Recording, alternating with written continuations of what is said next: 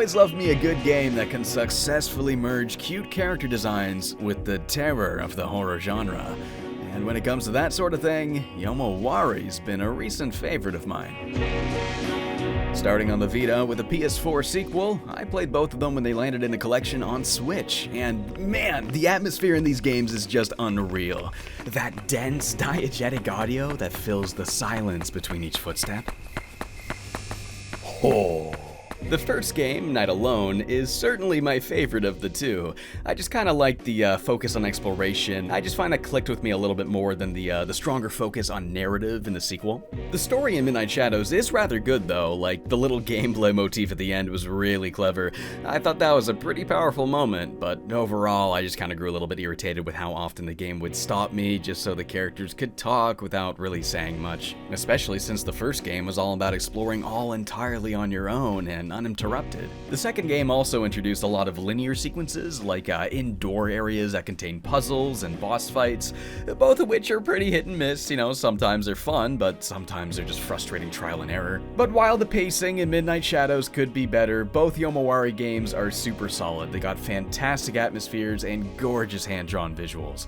And not to mention, god-tier sound design. Take it from me, play it with headphones. And now, a number of years later, they've made a third one, Yomawari Lost in the Dark. Even comes with another one of those little art booklets, just like the Switch collection. That is nice. God, look at that. The enemy designs in this game are just wicked as hell. Wait, Mr. Lanky. What the hell, that's just Slender Man. It also came out for PS4 as well, just like Midnight Shadows was on PS4. But, you know, I picked it up for Switch just since I have the first two games on Switch. Thought it'd be cool to have them all together. But, yeah, I really love those first two games. But, man, there's a lot about that second one that I wasn't really a fan of. So I'm kind of hoping this one has some sort of middle ground met between the pacing of the first game and the exploration and all that, and the story of the second one. But, yeah, is it going to learn from the mistakes of the first two and lean into the strengths, or is it going to kind of just be more of the same? Why don't we pop it into the old switcheroo and find out. Warning, in the event you look away from the screen while playing, we are not responsible for what you may see? What the hell is that supposed to mean? What do you mean by that? If I look away from the screen, I'm going to see my cat and a funny Hollow Knight plush. What the hell do you know? We got another warning. Please refrain from playing if you have concerns for your mental or physical health. That's pretty vague. So what, is there like some sensitive subject matter here, or like what? So after finishing the game, I'm pretty certain I can say that I don't think there's anything here that would be like particularly upsetting to anybody. I mean, I guess there is like a ghosty suicide as part of a curse, but it's nothing like, there's no heavy themes here. There's no like abuse or mental health or anything like that. You know, I don't think there's anything here that really warrants this warning. It just kind of rubs me as a cheap and phony way to try and make the game seem more intimidating. Which, like, I don't know, I feel like using a warning in this way kind of trivializes the actual helpful utility these warnings are supposed to have, especially considering that Midnight Shadows did dive a little bit into those topics. But yeah, I think the game's just trying to be ooky spooky with this one, so I wouldn't worry about it. And then, oh, yo, we get to make the character in this one? Okay, that's pretty rad. Oh my god, I can actually kind of make him look like a little me. Looks like if I was like a little Yume Nikki character. You know, James, it also looks like if I was a Yomawari character. I don't know why I didn't. We begin the game hiding in a school bathroom. Everybody in the school distances themselves from us, bullies us, torments us. For one reason or another, we've become a total outcast and began to experience daily harassment from our peers. They even pressure us into eating a worm. The refuse option scrawled out. Seems like we don't have a choice. We then run to the school's rooftop. We look to the sky, and the game's logo presents itself. We pan back down, and we're not there anymore. Don't worry, we didn't fall down. We just wake up in a snowy forest because we were cursed by some sort of angry eyeball deity, a spirit of the sky that haunts the town. We got cursed just because we looked at the sky. Yeah, no, like that's literally what happened. I guess sometimes that's all it takes. Eyes shut, terrified, we hear a voice calling out to us. Unable to see, the voice, accompanied by a ringing bell, guides us to safety. When we open our eyes, we see a green-haired girl giving us a helping hand. She teaches us that the yokai cannot see us if we can't see them, meaning if we cover our eyes, we can render ourselves invisible to them. So in the first 2 games, you were able to hide in a bush or behind a sign or something, and the enemies would lose sight of you, and you would watch these red clouds wash to the screen as you decide whether or not the coast is clear. This is basically a streamlined version of that. Not only can you do it anytime you want by pressing down both triggers, kind of love that. It's like, yeah, you close them both eyes, it's cool. But you can also slowly move while doing it now, so it's kind of like a version of hiding that you can put in your back pocket and take for the road. I like it a lot. It improves the pacing of that hide-and-seek gameplay loop, but it doesn't feel totally OP either. It doesn't work on every enemy, and even when it does, you can still die by bumping into them, so you gotta make sure you don't end up in their path, unable to move out of the way fast enough. After we learn the game's major new mechanic, the girl explains that we've been cursed. The same curse that she has too. We have until 6 a.m. to break it. How can we break it? Well, she claims we already know. We just need to recover our memory and remember how. Yeah, apparently we have amnesia. You know? Again? They're using that trope again. Okay, well, I guess it gives us an excuse to explore the town and find the 7 spooky things, so sure, if it works, I guess.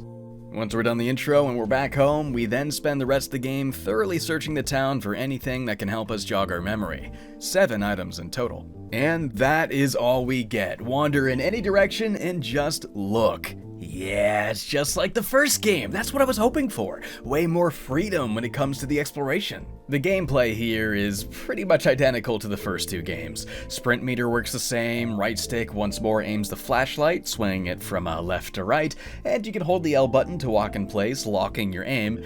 The only new thing here is the ability to close your eyes, which replaces the hiding mechanic. You'll have to keep an eye out for any of those freaky-ass yokais you explore.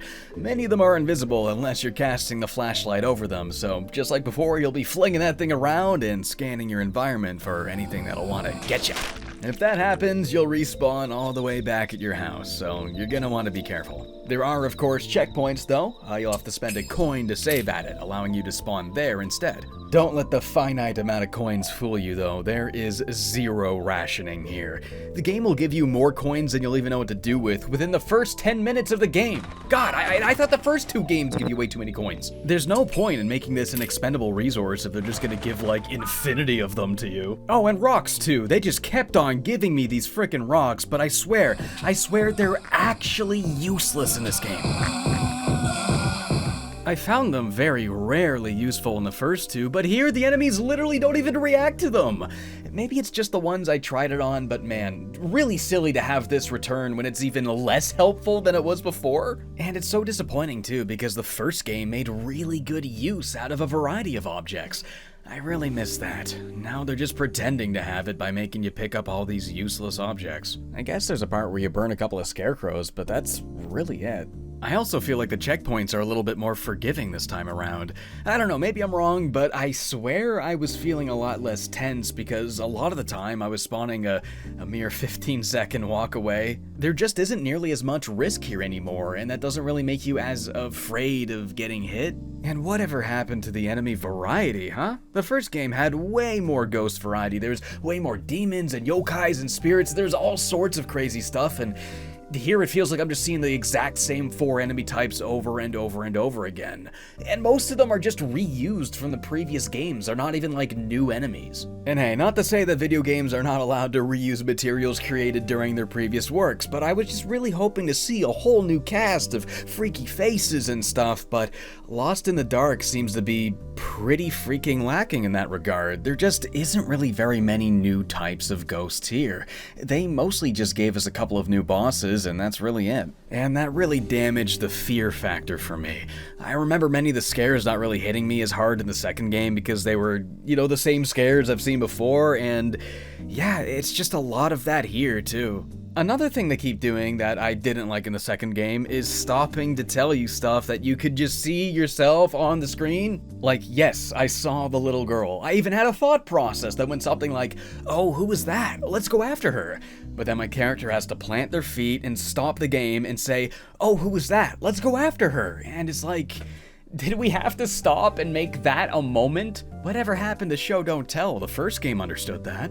Now, while you do have full reign over where you get to explore first, you won't quite have access to the entire map right away. Certain areas will be shrouded in gray until you found the item that is linked to that spot. After you've found one of these items, you can then bring it home to the table in your bedroom where you can view a flashback scene, showing off one of these areas that we can find another memory in. So, with that spot in mind, you'll set out once again to find that location and try to remember the rest. Most of these secondary areas will contain some sort of linear puzzle sequence. You might have to pick up and move around some objects, or bring items to graves to appease some angry spirits. There's this one cool part where you're in the school and you keep finding diary entries of these two students talking about these rumored curses. Yo, dude, you know those skeletons in the science lab, right? I heard they totally move around and shit when nobody's looking at them. Each entry you find is another hint on what to do next in the school, so we get this really cool sequence where you're closing your eyes in brief spurts to try and move the skeletons around, but of course without letting them get you. These sequences are fairly comparable to what we do in the second game, where every now and then you'd enter a building and go through a linear sequence that would end with a big boss fight. And also like the second game, it is hit and miss as hell here. Some of them are kind of fun, but god, most of these are a trial and error nightmare. Many of the linear action or puzzle sequences also heavily rely on trial and error. This part in particular drove me up the wall. The window of escape is a tad unforgiving, but on top of that, they keep throwing these blob enemies in the way suddenly when they're like 1 foot in front of you and you bump into it and die, so you just have to keep dying over and over until you have it all memorized. Even just exploring some of these areas felt tedious. The school should have been a really cool area, but instead it's mostly just these painfully long hallways that take way too long to walk through. If there's anything this game still nails though, it is that presentation. Oh!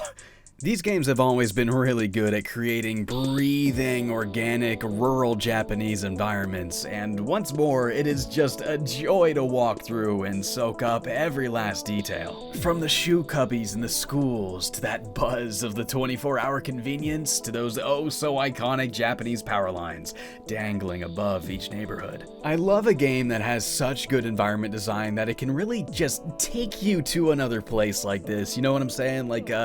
It's actually one of the big reasons I really loved that first Yokai Watch game way back when that first came out. It's just such a comfy and spooky game. Everything here is just so cozy, walking around and just taking it all in. It's just fantastic. And the story here is also pretty solid too. It wasn't exactly grabbing me at first, but man, does it come together rather nicely towards the end, especially when you're going for the true ending. So yeah, I figured I'd go over it super quick, so skip here if you don't want to have the ending spoiled, which I totally recommend if you want to play it because it is pretty freaking cool. Okay, so once you found all of the items and viewed all of your memories, you'll then have enough brainulating going on to figure out that we need to head to the roof of the abandoned building. There, we can find the god that cursed us, and holy shit, it's pretty freaking freaky looking. Oh my god, I love how alien this thing looks. It's like the Eldritch Madoka bad guys when they're drawn in this super otherworldly art style. It's gnarly as hell. So, we visit the rooftop to try and save the green-haired girl and ourselves from the curse, and we land in this ridiculous final boss fight. It's pretty cool, and yeah, I really did want to like it, but man, trial and error. It took me forever, dude. At least it is pretty fun, though. We beat the fight, we get through to the green-haired girl, but she tells us we couldn't remember. Until you remember, I'll be stuck here, dying over and over.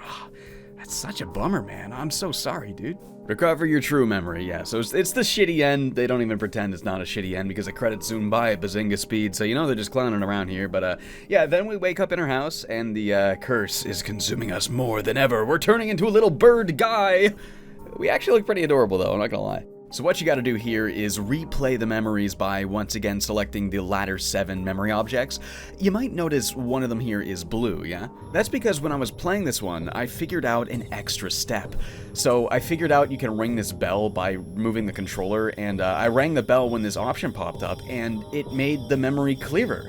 Then I was able to select the correct option, changing the story's path to what really happened. So in each one of these, there's one extra thing you can find out to do. Most of them are based on this hint that you get when you get the bad ending. You had a crappy flashlight in these memories the whole time. You just have to know how to get it to work. If you hold down the button for a long time, it'll turn on, and now you have a flashlight in these memories. So you shine the light on the fuzzier parts of it, and things become clear. Then you get to see what really happened in that moment. It's actually really freaking cool. So we eventually figure out that the reason we couldn't remember, it's not amnesia. This cat that we've been seeing throughout the game has been a spirit the entire time. Our cat really died a while ago, but, you know, losing a pet can be extremely traumatic to a child, so I guess we blocked out the memory entirely and began to play along as we saw its ghost again and again. Only in remembering what really happened, remembering where we buried our cat, can we retrieve the bell from it that we need to save our friend from the curse. I kinda like that. It's touching up once more on the themes of acceptance, and I like that we do have a real logical reason why remembering this and overcoming it does help us in the end. So, in one last effort to clarify our mind, we shine the flashlight on the cat and accept that it was never there. We're then set on a path where we can return to the snowy forest and then take on the true final battle. Yeah, it's trial and error nightmare as usual. What can you do? Though now having to use the bell to eliminate some of the yokai in the way, pretty neat thing to scramble into the mix of a big chaotic final boss fight. That much I did like a lot. We use the bell to lift the curse, and there's the credits. Afterwards, we get one last scene where we're back in a classroom being bullied again, but now, with a clear mind and conscience, we can stick up for ourselves and finally have a choice. It's a pretty cute ending, and I love the gameplay motifs. They did that in a really new and interesting way, but I guess I still think what Midnight Shadows did was a tad more clever. But yeah, that's Yomawari 3. It's, okay, well, it's good, right? It's good, but, I don't know, as a fan of the first two, kinda left a lot to be desired.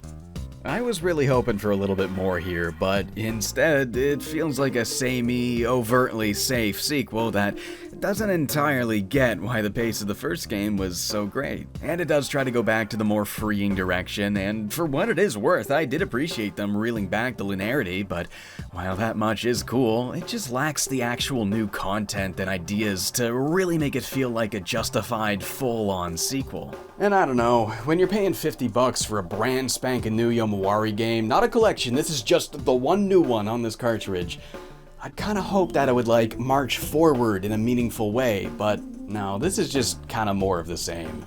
Same art, same gameplay, same issues.